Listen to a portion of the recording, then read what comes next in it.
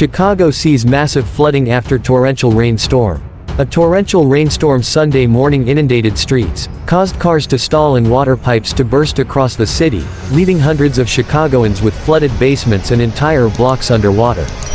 Residents have reported up to 6 inches of water in their basements and impassable intersections on the north side, including in Lincoln Square, Albany Park, Portage Park, Uptown, Edgewater and Ravenswood. Videos and photos circulating on social media showed cars stalling under at least 2 feet of water beneath the metro line at Ravenswood and Lawrence Avenues, standing water at the Kennedy Expressway exit at Costner Avenue, massive flooding on Western Avenue between Montrose and Lawrence, and burst water pipes spewing like geysers at the intersections of Argyle Street and Walcott Avenue in Lincoln Square, as well as at Montrose Avenue and Harding Avenue in Old Irving Park. The National Weather Service has a flood advisory in effect until 1:45 p.m. and a beach hazard advisory until 4 p.m. Heavy rains, flooding and high waves to 7 feet are to be expected, city officials said.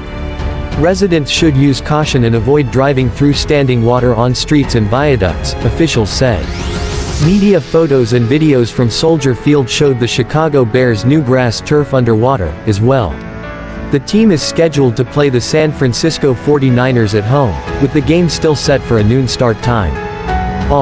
Andre Vasquez, 40th, said he has heard reports of heavy flooding across the entire city. "I called into the incident center, and they said they're seeing it citywide," Vasquez said. Chicago's sewer network has an inlet control valve system that intentionally limits water intake during heavy rainfall events so as to not overwhelm the wastewater system, with the streets acting as a temporary holding area. "For that reason, the street flooding is normal," Vasquez said. But residents who are experiencing over-the-curb basement flooding should file a ticket with 311 and reach out to local officials to report the issues, according to a city news release. If it's flooding on the street, that's intentional. If there's flooding in the basement, submit the request so the Department of Water Management can follow up once the rain stops, Vasquez said.